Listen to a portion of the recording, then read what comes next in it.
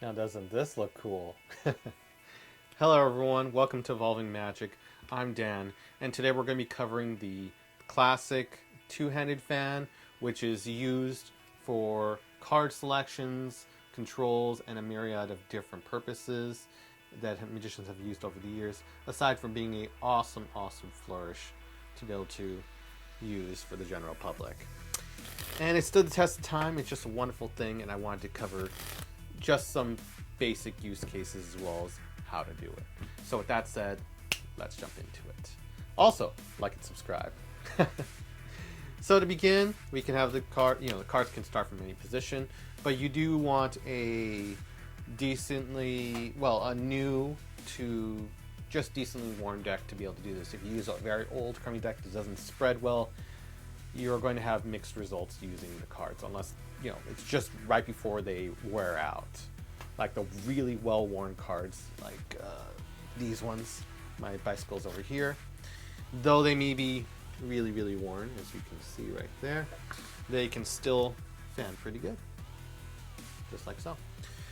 So to do it, we will start by it's making sure the deck is very square so you get that even fan. And how I personally do the fan, I start off with just two fingers of the dominant hand, first and second finger, and then thumb in the back, holding the what appears to be the edge of the deck, like so. Okay. So I'm holding it right here. Okay. So that's the first part. Next part is I'm gripping from the front. I'm gripping with the two fingers, first finger, second finger of the recessive hand, right here. Let me make sure I'm mixing. First and second finger, and then thumb on the lower end right here. There.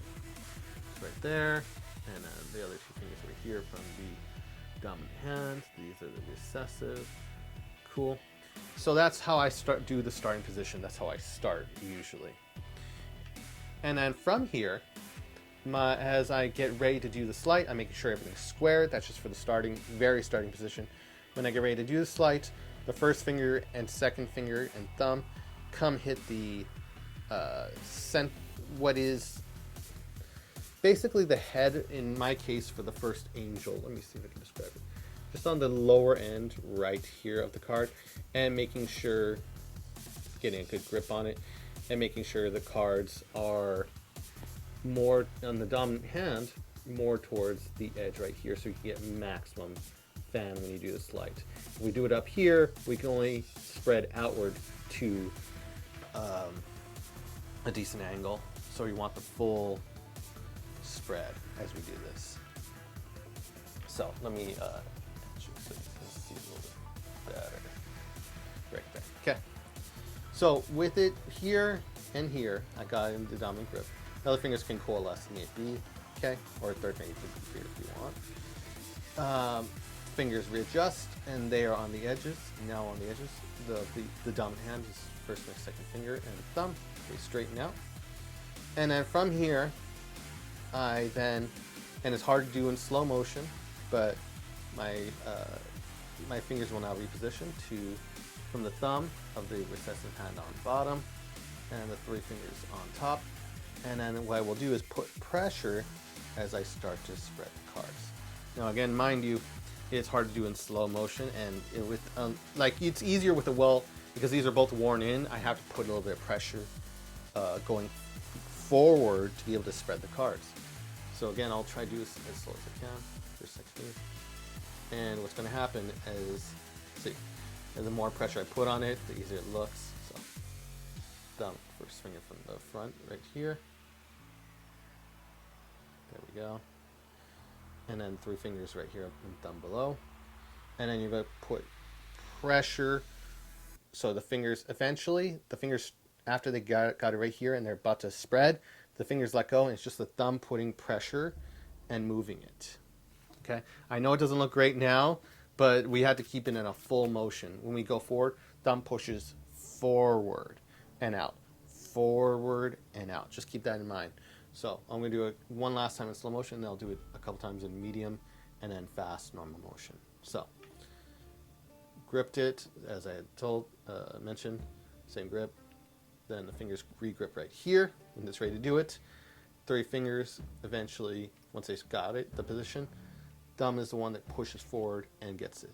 And mind you, I did pretty slow motion, pretty much slow motion. So thumb goes forward and out and gets like there. So this is how we're going to start off. It won't look great in the beginning, but eventually we'll get adjusting the position, so we'll be able to get it much better. And eventually you don't, because it's very warm in here and I'm perspiring a little bit, I need to shuffle the cards every once in a while to adjust to new cards. So in medium motion, it looks like that. You get a decent spread. And with enough practice and adjusting and fine-tuning it just right, you can get it right here every time. And this is what it looks like from the back end, if I may. And I know you see a lot of magicians doing this in their photos. Ooh, I gotta do a card fan. This looks cool for things. So that's usually what you see. It's one of the most, if in my opinion, the most overused photo. Oh, you got posed for a picture. I want to do it with cards. Okay, I'm gonna do a card fan. Yay. It does look cool, though. Especially if you do it with spectators. Here's a bonus idea. Once you got it down, and I mean you really got it down, if you grip with your thumb right here on the front, 2 fingers at the back, you could and keeping the pressure right there around that area, you could be able to transfer with your first 2 fingers and thumb to the other one and literally give them out a fan. And I've taken, this has been a cool prop for, I never really mentioned this before, but it's been a really cool prop for audiences where I can just grip right here, grip it, and boom, you got it. Look at that. I just can grip it. And I see other entertainers just doing all these fancy flourishes with it all over, which is really, really cool. And even when you get it down, so knowing that I've covered it, 3 fingers, and just practice getting that image so it looks good every time. Okay, again, one last time. 3 fingers, as I cover it, the thumb just puts pressure outwards. Okay, and for medium motion, it's not too bad, even though I've got a huge block right here, as you can see. Not too bad. That's an actual motion. And then you could also use it to have a card selected, which is just cool and very fun.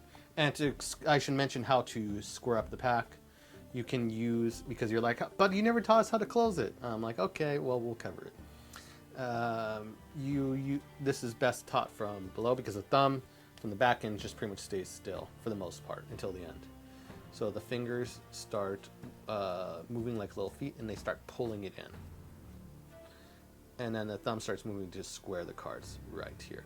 So you get the fan, and then the fingers start pulling it closed, like so. Doesn't even have to be perfect because then the hand can come over and relax and square it up. So boom, and then you do that.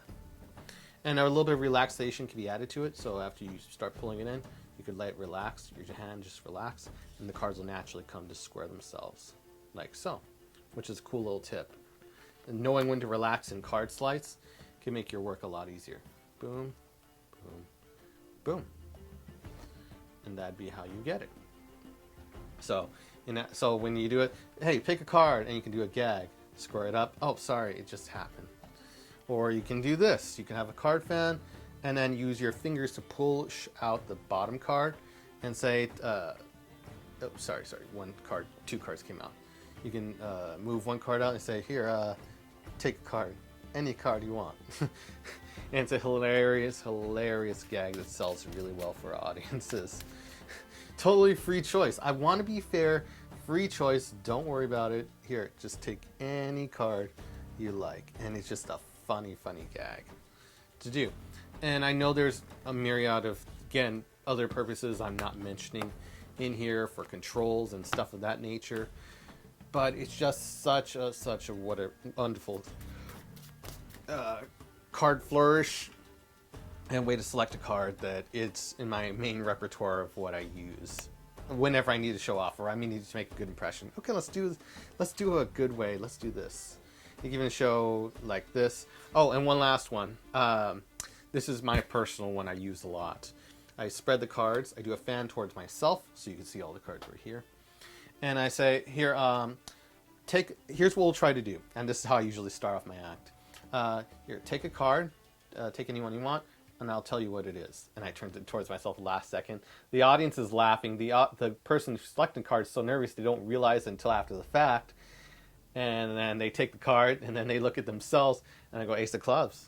And it's just a funny, odd gag to do. And just, for me, it's really hilarious to pull off all the time. Gets great and funny reactions out of it. So with that said, this is the two-hand fan. I will be very, very vulnerable and honest, saying that I cannot even do the one-handed version. Not this one, but there's like a weird one-handed version I've seen before where a guy can literally just do it with one hand. But you know what? That's cool. But if we're just in the business just to be able to get this end result, who's really complaining? This is awesome. So my two-handed fan is now yours to practice and have fun with. It's just a wonderful thing with a bunch of cool purposes I threw in there. And I'm wishing everyone a wonderful day. Like and subscribe, and see you in the next video.